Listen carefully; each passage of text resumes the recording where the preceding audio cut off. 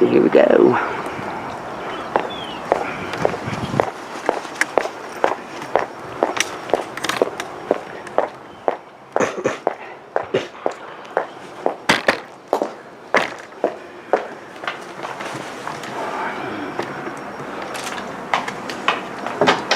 There's nothing on the front door saying, nothing at the entrance announcing that public meeting. As usual.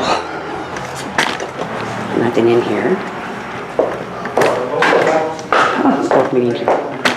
We made some adjustments first off to the 412 in January to try to boost ridership. And when we did that, we removed a 10:45 and 11:45 run and put them in the very beginning of the day, thinking that we would funnel these people to Terry's Corner, and they would then catch the 412. Well, at reviewing the routes, we're not seeing that. Those routes aren't being utilized. And in fact, we hear more and more that, can we please return those midday runs? And so that's one of the things we'll be proposing also. And on the town route, the operators have brought forth to us, there's a particular place in Stanwood that we circled twice, and they're saying it's just unnecessary, it's redundant service, and it's confusing to the riders, so we're prepared to propose elimination of that as well. And on Whitby, some of the things that we heard were Route 1 has a lengthy travel time. One of the changes we were proposing was going to impact the county workers that leave at approximately 4:35 p.m. We had several requests to either not make the change or come up with something better. We think we've come up with something that everybody can work with, that before the change would have required a 22-minute transfer or wait time for those employees getting off work, and then 22 minutes later the bus comes through, and we were able to adjust that particular run instead of leaving at 4:30 from Harbor Station to 4:15, which would leave them with about 8 minutes to wait. So that was the proposal that we'll put forward. We have been working, as Mike said, with Washington State Ferries to line up our schedule with theirs. We think most of our times will line up with the winter schedule for the ferry. When they add the summer schedule, that's an extra boat that they add. So that boat, some of those will meet and some of them we won't. And we'll show you, what we're prepared to do in a later slide. On the 411W, so that schedule basically remains unchanged. And some of the requests that we had was to stop at Pass Lake after Deception Pass Bridge and at the Shrimp Shack and other points. And at this time, we're unable to accommodate due to the fact this is an express route, which doesn't stop, but doesn't pick up or drop off riders between Deception Pass and March's Point.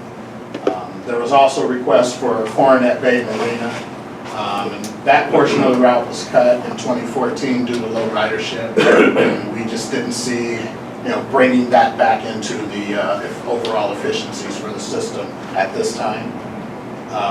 Skagit Transit indicates they may add 3 midday runs in August, and they did receive their funding as well, so I believe that probably will happen. So that'll cover up that gap in the middle of the day where we get over there and there's no 40X. And I think that we heard a lot of that. I think Skagit did as well.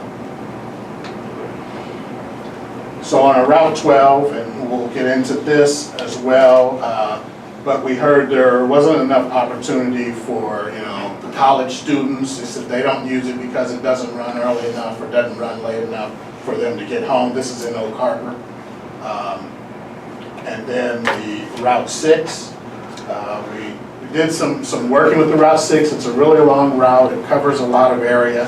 And one of the areas goes from Libby Road, it turns left on the highway and then right on Madrona, which is a pretty tricky maneuver to get the bus out there and in the turn lane as cars are coming around the curve doing 50 miles an hour. So one of our thoughts was, always safety first. And so we decided to turn right with the Route 6 and go into Coopville. One of the things we had originally proposed was to then turn right in Coopville onto Main Street.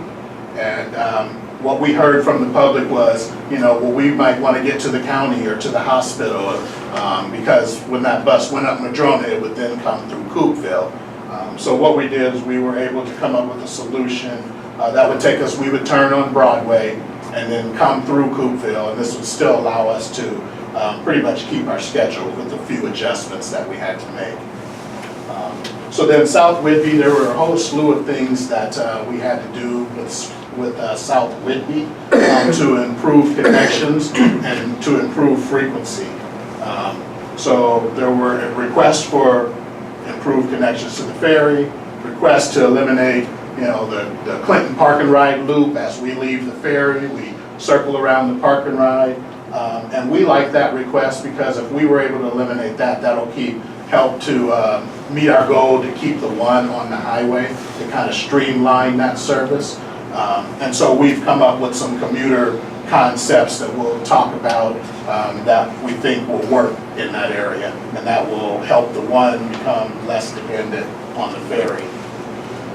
They said there was not enough frequency into Langley.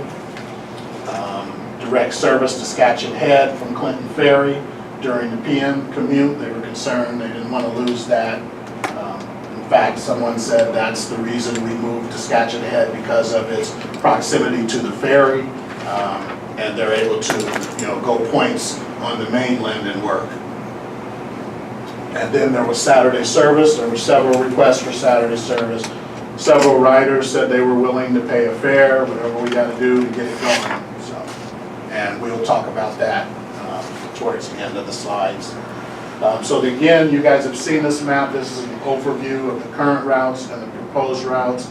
And I guess I can use my mouse as a pointer here. But right up in this area, we've got a Route 12. And we were able to make some enhancements, cut off portions of the route in order to realign the two routes so they mesh better together. And we'll get into exactly what we've done there, but what we were able to do between the two routes was shave off about 15 minutes per run, so we were able to take that 15 minutes and add it into other places into the service, and that's throughout the day. And we still feel like they cover the areas that people are needing to go.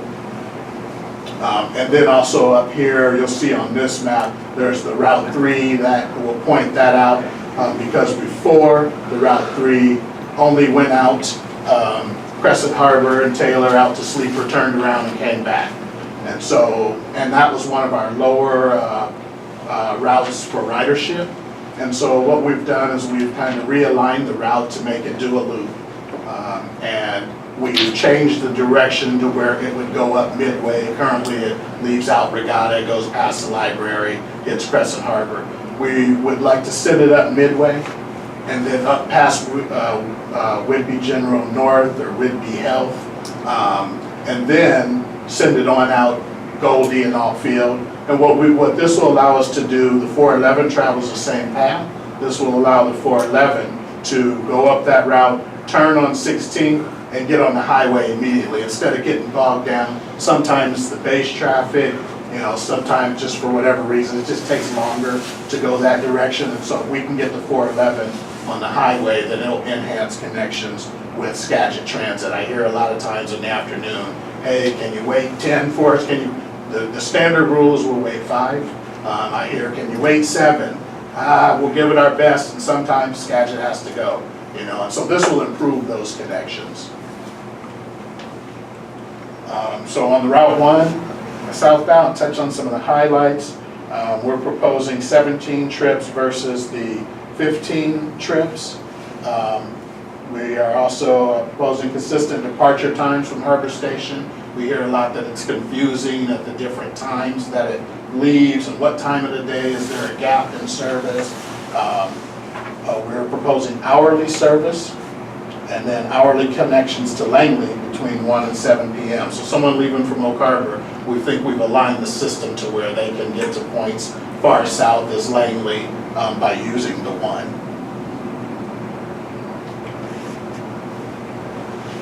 Okay, we streamlined all of the routes. So on the northbound trips only, the proposal would be to stay on the highway between Freeland and Green Bank. So then we would have another route that we would talk about that would cover Smuggler's Cove and Green Bank during that time of the day. So those trips between 3:20 and 5:55 p.m. will remain on the highway in Clinton. And all trips between 5:55 a.m. and 6:25 p.m. connect with the Route 10. So that was a problem. The 1 would come in. There's no bus there for it to go around town. And we've realigned the 10, the 1 to kind of meet up. So every time the 1 comes in, there's an opportunity for those passengers to then transfer without a long wait time to the Route 10 and then various other routes. So this is a bigger blow up of what I just talked about for the Oak Harbor routes. And as you can see here, one of the things we did to eliminate some of the redundancy with this blue route here is we're going to bring it up Heller, bring it around Altfield, and it's going to come down Oak Harbor Road. And normally it would turn here on Crosby and then go back up Heller, which was a little bit redundant, so we're going to bring it straight up here. Well, interestingly enough, in this area, from 7th to Crosby, there is no service. We used to have service there, and there's several apartment complexes, and we've had people ask us, can you come through here? And it even affects the paratransit. We have a paratransit client in that area that is affected by when the fixed route runs. So what will happen on this is we would propose that to run up to Whitby Avenue. And so then the 10 is in red. When it comes here, it's going to turn right. The 12 used to come through and turn left on this corner. It's hard to get out of there at certain times of the day and at certain times of the year. We've worked with the city, and they're very good at working with us, but we've had to call them quite often to cut the trees back. And what it forces operators to do to inch out and to make a decision to try to get across to make that left turn. And so with this proposal, we've eliminated that. And so that route 10 would then turn right and then turn left on Crosby, back on Heller. It would cover the high school in that direction. So again, I just talked about the Route 10. So the Route 10, we also cut off the area where it would go up Goldie and out to 16th Street, I believe that is. And we're going to service that with the 411 and the Route 3.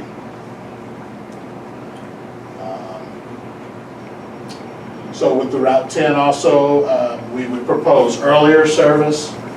We would propose later service. It would have work, as I talked to before, about the connections with the Route 1 AM and the PM.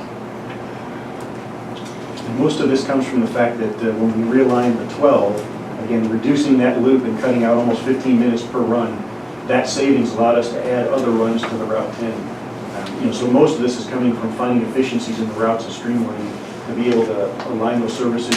In this case, we're also connecting with Skagit Valley Community College. One of their concerns or issues was, for evening classes, they don't have very many opportunities for folks to take transit to get to the library or classes. So this will open it up in the evening to 7:45.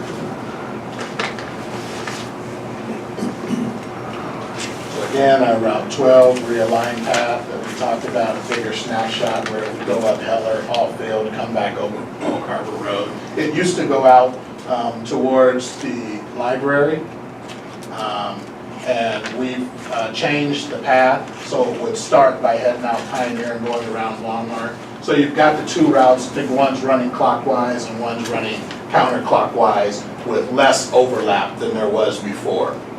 So people are able to transfer, at Marketplace and go different directions from there.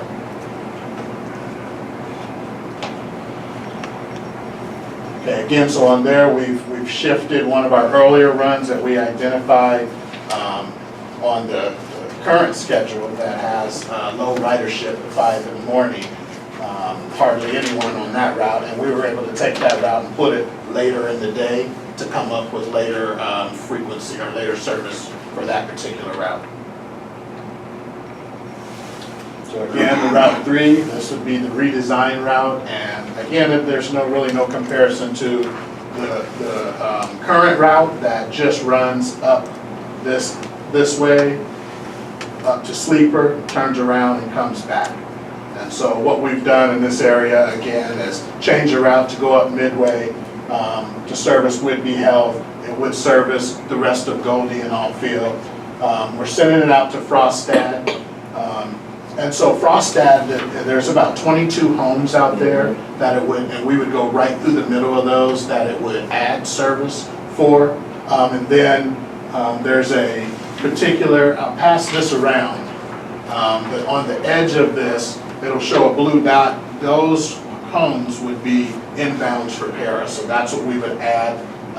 And I think that's the 22 homes that we're talking about. So we don't know how many of those would actually sign up for Para, but that's just a really small amount. We'll watch that particular area over the next, if it's approved over the next few months, as we'll do with the rest of the routes. And we have some other options that we could possibly do with that route. And Mike, did you want to talk about the base? Yeah, so this will set up, we've had several discussions with the base on opportunities for starting a pilot program for commuter service. We're not there yet. I mean, we're working through some concerns with the basin, but I think we're finding resolution of those.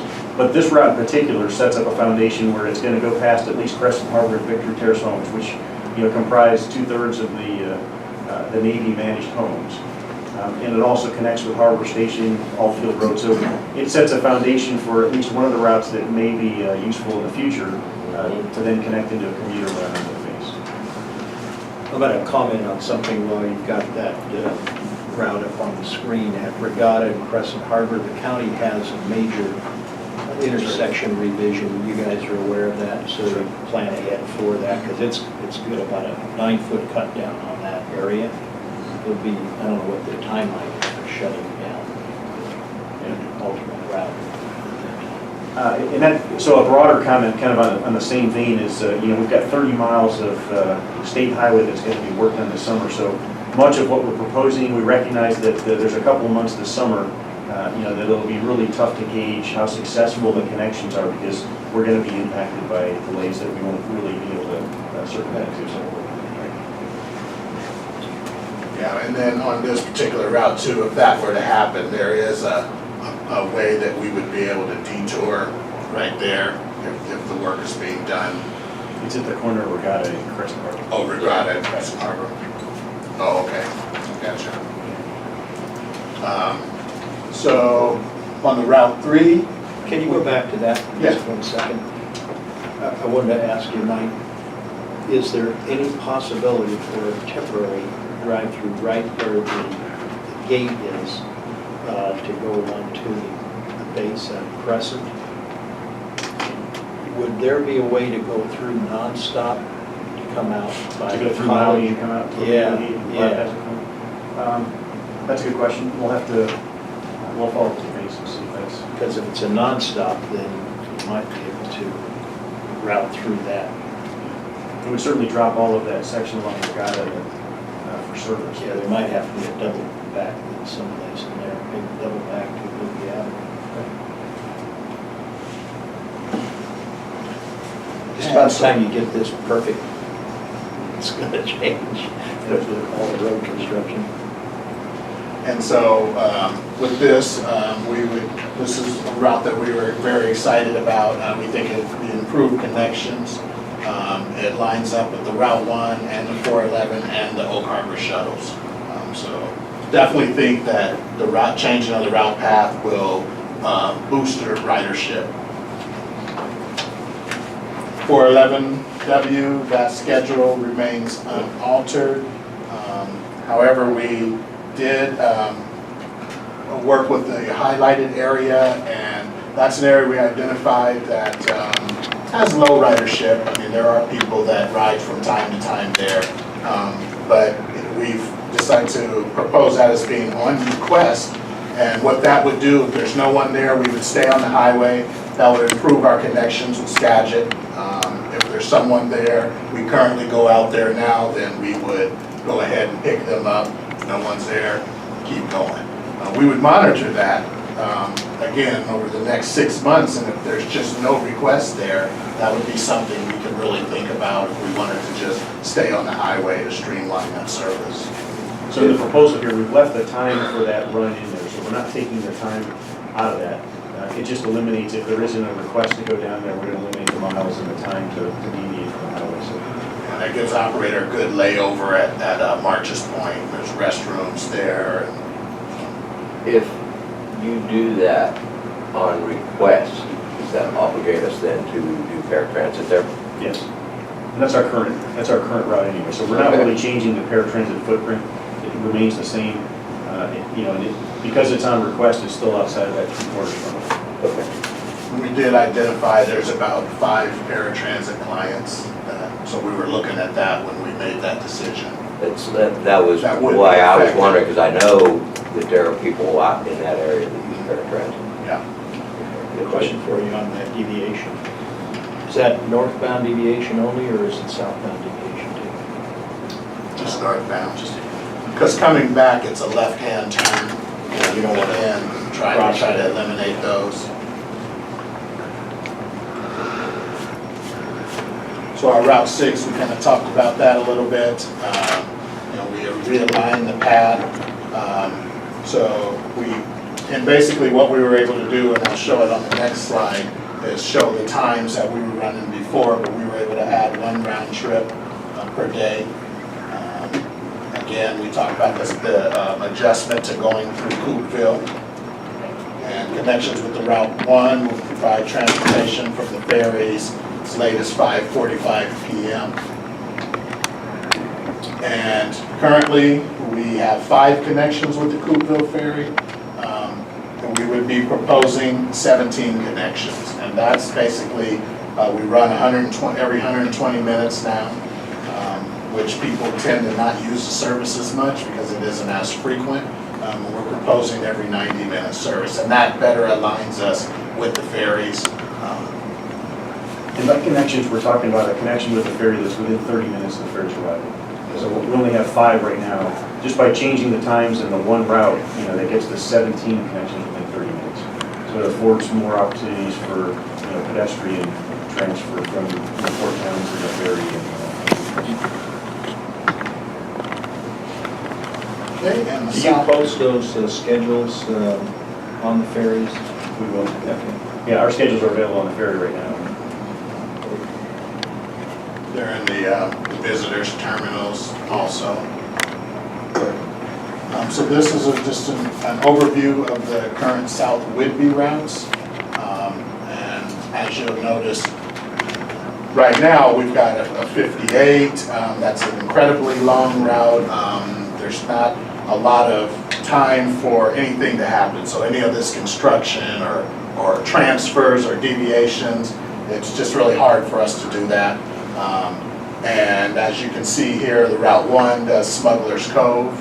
And in this concept, that Route 56 would cover this at certain times of the day to allow the Route 1 to stay on the highway. So again, working with that theme of trying to streamline that service to get up and down the highway. And with that, we also came up with a couple of different routes based on 1 route. But what we were able to do was to shorten the length of time that they run, which gave us more frequency. And we were able to better accommodate where people are going. So, and I'll show you when we get to the routes, there's more connections to go to Langley, to go to Skagit Head without waiting, with that being a rural area, without waiting for an hour, hour and a half, sometimes 2 hours if you're waiting on the 58. So we've kind of put some routes together that we think will give people more of an opportunity to get in and out and do what they need to do and still have options available. That's an overblown version of what we just talked about. Those are the areas that the routes would service. And we would get into how often And one note I would make is we would propose changing the name. We already had a 58, so we thought that maybe 56, 57, and then the 58, and the 50 series would encompass the south end. What that would allow us to do is set our schedule up, so if you're only concerned with the south end, you can flip to that, see how the connections work, instead of going number to number, or, you know, that really just helps to align, and it helps to inform the public on what's going on. So this 56 would restore a portion of service to Honeymoon Bay Road that we had a lot of requests for. We don't get the requests for them as much, but we used to. And so that would restore a portion of that service during a certain time of the day. It would also, We think there's some utility for this as well with Nichols Brothers as well.